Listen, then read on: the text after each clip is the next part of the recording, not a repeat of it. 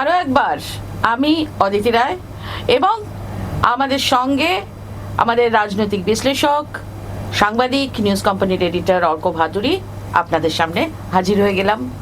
আজকে অর্ক, আমরা বরং একটা কাজ করি, কেন্দ্রের দিকে নজর তো আমরা রেখেইছি, বিভিন্ন বিষয় নিয়ে তুমি আমাদেরকে বিশ্লেষণাত্মক একটা দিক তুলে ধরেওছো। আমরা একটু দেখি যে সবটা মিলিয়ে যে মানে ভোট পরিস্থিতি একটা একটা যুদ্ধের আবহ মনে হচ্ছে, পুরো ওই ওরে বাবা দেখোছে কত সেনা চলেছে সমরে টাইপ আর কি। তো মানে কেন, মানে ঠিক এইরকম ভোট কি আমরা আগে দেখেছি বা দেখছি কেন এখন? এটা না একটা অদ্ভুত ঘটনা। আমরা কেন্দ্র ওয়ারি আলোচনার সময় যেটা করি, এখানেও তাই করি, আমরা একদম পরিসংখ্যানে চলে যাই। 2024 সালের নভেম্বর মাসে যখন গোটা মণিপুর হিংসার আগুনে পড়ছিল, এথনিক ভায়োলেন্সে প্রচুর মানুষ খুন হচ্ছিলেন, ধর্ষণের শিকার হচ্ছিলেন, বাড়িঘর পুড়ছিল, সেই সময় মণিপুরে আপস্পা বা সশস্ত্র বাহিনীর যে বিশেষ ক্ষমতা আইন সেটা বহাল ছিল, এবং সেই সময় মণিপুরে মোতায়েন করা হয়েছিল 288 কোম্পানি কেন্দ্রীয় বাহিনী। সংখ্যাগুলো মনে রাখবো আমরা, 288 কোম্পানি কেন্দ্রীয় বাহিনী মানে 29,000 জওয়ান। যে মণিপুরে মারাত্মক ভায়োলেন্সের সময় ছিল 29,000 জওয়ান।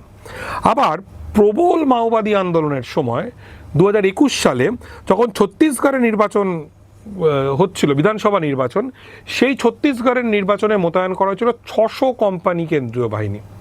আর এবারে পশ্চিমবঙ্গের বিধানসভা নির্বাচনের জন্য পশ্চিমবঙ্গে মোতায়েন করা হয়েছে 2,407 কোম্পানি কেন্দ্রীয় বাহিনী, এবং সংখ্যাটা প্রায় 2.5 লক্ষ জওয়ান।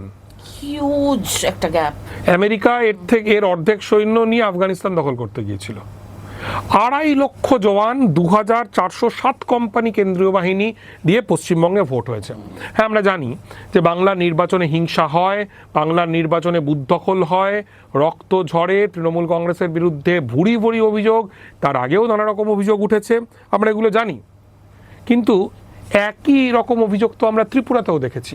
ত্রিপুরায় কিভাবে আমরা পঞ্চায়েত নির্বাচন হতে দেখেছি, আমরা দেখিনি যে ব্যাপক হারে ভোট লুট হয়েছে। ত্রিপুরায় কি আমরা কেন্দ্রীয় সরকারের এতখানি অতি সক্রিয়তা দেখেছি? এবং আরও একটা ইন্টারেস্টিং, এই যে কেন্দ্রীয় বাহিনী বাংলায় আসার আগে তারা অযোধ্যার রাম মন্দিরে প্রণাম ঠুকে আসছে। কাজেই এটা খুব স্বাভাবিকভাবেই বিজেপি বিরোধী যে রাজনৈতিক মহল, তারা খুব স্পষ্টভাবেই চিহ্নিত করছে এই যে কেন্দ্রীয় বাহিনী বাংলায় আসার তাদের যে উদ্দেশ্য, সেই উদ্দেশ্য বাংলায় গণতান্ত্রিক নির্বাচন করা নয়, তাদের উদ্দেশ্য হচ্ছে বাংলার মাটিতে একটা আতঙ্ক তৈরি করা। যে আতঙ্ক আসলে বলে দেয় যে তৃণমূল কংগ্রেসকে হারাতে হলে যাদের বাহিনী রাস্তায় ঘুরছে তাদেরকে ভোট দিতে হবে। আমরা জানি কাদের বাহিনী রাস্তায় ঘুরছে, বিজেপির বাহিনী রাস্তায় ঘুরছে। নির্বাচন কমিশন থেকে শুরু করে সবকিছুই বিজেপির অঙ্গুলি হেলনে পরিচালিত হচ্ছে। এই যে ভয়ের, এই যে আতঙ্কের যে আবহ, এটা বাংলায় তৈরি করা হচ্ছে, এটা প্যাথেটিক। এবং আরও একটা কথা যেটা গতকালকে কমিশন বলেছে, তারা বাইক নিষিদ্ধ করে দিচ্ছে। সন্ধে 6টা থেকে সকাল 6টা পর্যন্ত বাইক নিয়ে বেরোনো যাবে না, বিশেষ এমার্জেন্সি কারণ ছাড়া। বাইক নিয়ে বেরোনো গেলেও বাইকের পেছনে কাউকে বসানো যাবে না। আমার তো সপ্তপদী ছবির কথা মনে হচ্ছিল, সেই যে আইকনিক দৃশ্য, উত্তম কুমার সুচিত্রা সেনকে নিয়ে যাচ্ছেন, কৃষ্ণেন্দু রীনা ব্রাউনকে নিয়ে যাচ্ছে। সেই উত্তম সুচিত্রার বাংলায় ভোট তো কম হয়নি, উত্তম কুমারদের সময়ও হতো, এই সময়ও হয়েছে। এরকম ভোট হয়েছে নাকি? হ্যাঁ, বাইক মিছিল নিয়ে অনেক অভিযোগ রয়েছে। কমিশন বাইক মিছিলের বিরুদ্ধে অবশ্যই ব্যবস্থা নিতে পারত, কিন্তু নিষিদ্ধ করে দেওয়া হচ্ছে বাইককে। যারা ডেলিভারির কাজ করেন তারা কোথায় যাবেন? যারা অফিসে যান বাইকে করে, এবং যারা বাইকে, হ্যাঁ মানে বাইক, এই যে র্যাপিডো বা এরকম, মানে তারা মানে সবাই তো আর 4 চাকা ভাড়া করে যায় না, একেবারে 2 চাকায় যায়। এবং হচ্ছে বজ্র আটুনি ফসকা গেরো কিরকম, আমরা তো মানে দিন আনি দিন খাই বিষয়টাই, মানে সেখানে টান পড়ছে, একেবারেই তাই। এবং বজ্র আটুনি ফসকা গেরো কিরকম আমরা ইসলামপুরে দেখলাম যে ইসলামপুরে একজন বামপন্থী সমর্থক, সিপিআইএম দলের একজন সমর্থক, তিনি খুন হয়ে গেলেন। কমিশন কিচ্ছু করতে পারলো না, কমিশন আটকাতে পারলো না। এই খুনের দায় তো নির্বাচন কমিশনকে নিতে হবে।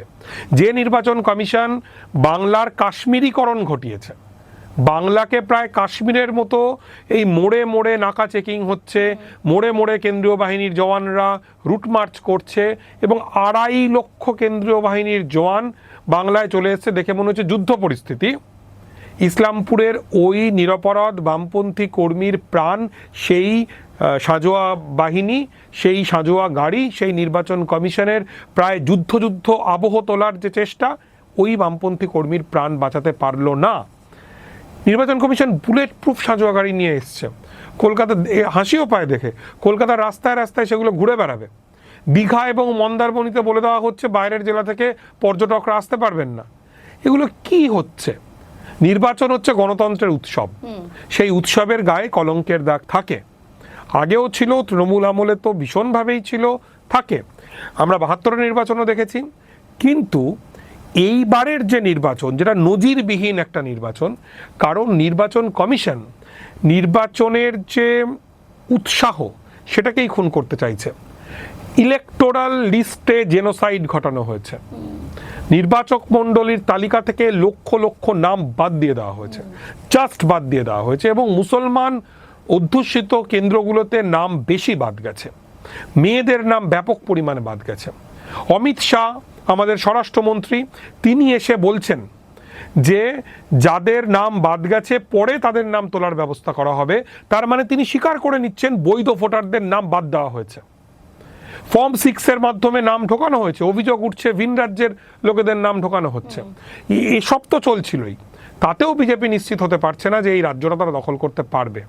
সেই কারণে প্রাণপণে বামপন্থী এবং কংগ্রেসের ভোট কমিয়ে তৃণমূল বিরোধী ভোটটা বিজেপির ঘরে নিয়ে গিয়ে যদি বিজেপিকে দ্বিতীয় স্থানে নিয়ে যাওয়া যায়, সম্মানজনক একটা জায়গায় আসন সংখ্যা নিয়ে যাওয়া হয়। আগেরবার যেমন 200 পার করার কথা বলে 77-এ আটকে গিয়েছিল, এবং সেই 77 থেকেও আবার অনেকে আবার তৃণমূলে তাদের ঘর ওয়াপসি ঘটেছিল। এবার যাতে সেরকমটা না হয় তার জন্য নির্বাচন কমিশন চেষ্টা করছে। এই চেষ্টায় হয়রানিতে পড়তে হচ্ছে সাধারণ মানুষকে, দিন আনা দিন খাওয়া মানুষকে, শ্রমজীবী মানুষকে। এর থেকে বড় লজ্জা আর কিছু হতে পারে না। স্বাধীনতার পর থেকে এই রকম নির্বাচন, প্রহসনের নির্বাচন, হয়রানির নির্বাচন গোটা ভারতবর্ষে কোথাও হয়নি, যেটা এবার বাংলায় হচ্ছে। অর্ক, একদমই এটা অত্যন্ত লজ্জাজনক, গণতন্ত্রের পক্ষে তো ভীষণই লজ্জাজনক, এবং একটা মানে খুব অ্যালার্মিংও। তো এটা রাজনৈতিক দলগুলো কিভাবে দেখছে? বিশেষত যে রাজনৈতিক দল আমাদের রাজ্যের সরকারে রয়েছে, তারা এই বিষয়টাকে কিভাবে দেখছে, বা তারা কিভাবে এটাকে হ্যান্ডেল করবে? মুখ্যমন্ত্রী মমতা বন্দ্যোপাধ্যায় তিনি বলেছিলেন যে তার মৃতদেহের ওপর দিয়ে এসআইআর হবে। আমরা দেখছি তিনি জীবিত আছেন এবং তিনি বিভিন্ন জায়গায় ভোট প্রচার করছেন। তিনি ভালো থাকুন, তিনি দীর্ঘ জীবন লাভ করুন, সুস্থ থাকুন। কিন্তু তিনি যে আশ্বাস দিয়েছিলেন বাংলার বঞ্চিত মানুষকে, যারা বৈধ ভোটার, যাদের নাম বাদ চলে যাচ্ছে, সেই মানুষগুলোর কি হবে? আমরা দেখছি যে তৃণমূল কংগ্রেস ক্রমশ ডিফেন্সিভ হয়ে যাচ্ছে, তারা ক্রমশ যেন পেছনের দিকে সরছে, এবং নির্বাচন কমিশনের যাবতীয় অদ্ভুত কাজকর্ম, সেগুলোর বিরুদ্ধে কোনো জোরালো প্রতিবাদ তৃণমূল কংগ্রেস আসলে করছে না। এবং নির্বাচন কমিশন এখন গোটা রাজ্যটাই কার্যত নির্বাচন কমিশনের নিয়ন্ত্রণে, তাই না?